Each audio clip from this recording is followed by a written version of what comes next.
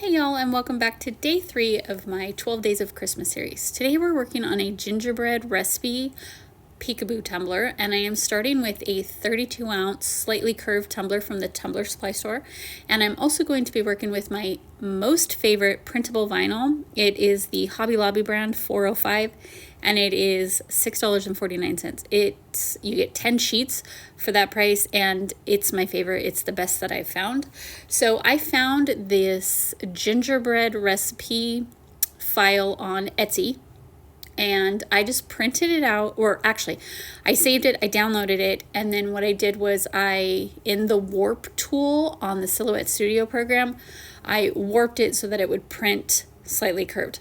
I cut it out with scissors, and then I took the backing off and then moved it over so that just the sticky part on the center would be exposed so that I could lay that down and then just do it by each side.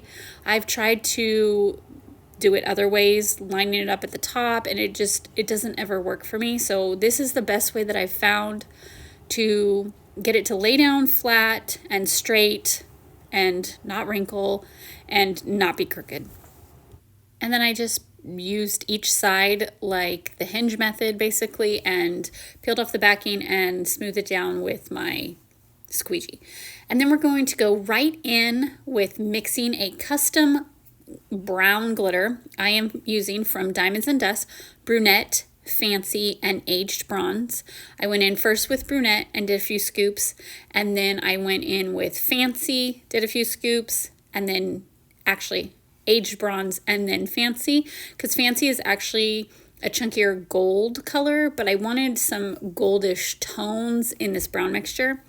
And then I just kept mixing until I was really happy with the mix. And then I felt it needed just a little bit more of a different shade of brown, and I searched my stash of glitter, and I happened to find this peachy olive glitter cold brew that I've had for years. So I added a few scoops of that, and it just mixed it all perfectly to be the exact brown that I wanted.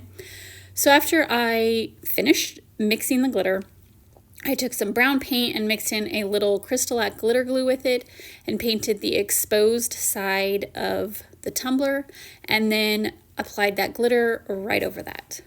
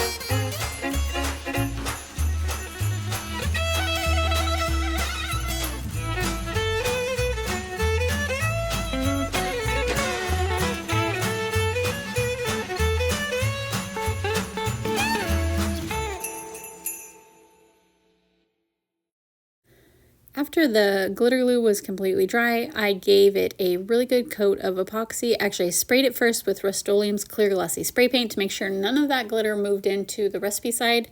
And then I gave it a good coat of epoxy. And then once that was dry, I taped off the recipe side. And then I found these adorable gingerbread men on Creative Fabrica. I cut them out of removable vinyl, and I only cut the back offset side, not the part that had the outline. And then I'm going to spray paint it with this Color Shot Extra Guacamole color. I really wanted a green because I wanted it to bring out the green elements in the recipe side, and this was a perfect match. I found this one at not Hobby Lobby, at Walmart. So I sprayed that, and then once the green was dry, I went in and gave it a splatter of red and white. The way I do my splatter is I spray the can off to the side, and then I don't let go of the button all the way, and it kind of spitters, and when it's spittering, I just hold it over the surface that I want to paint, and it will give it that really good splatter effect.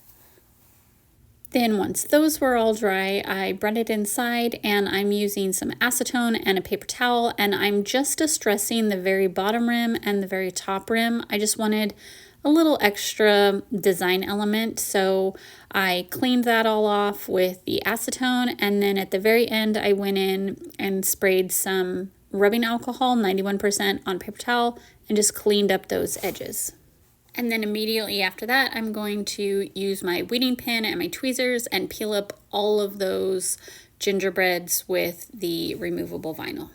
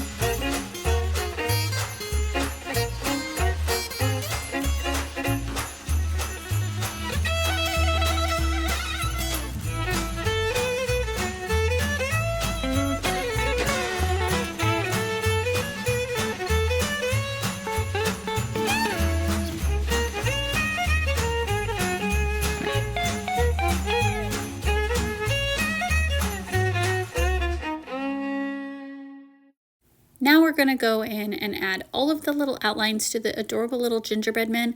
And I'm going to be 100% honest with you right now. I cannot remember if I gave it another coat of epoxy before I added the gingerbread man outlines or not. I don't think I did, but in this very moment while I'm doing this voiceover, I cannot remember. So I added all of the outlines to all of the gingerbread men, and then I trimmed off anything that was hanging over on the recipe side, and the ones on the bottom, I let the outlines fold over to the bottom side of the cup.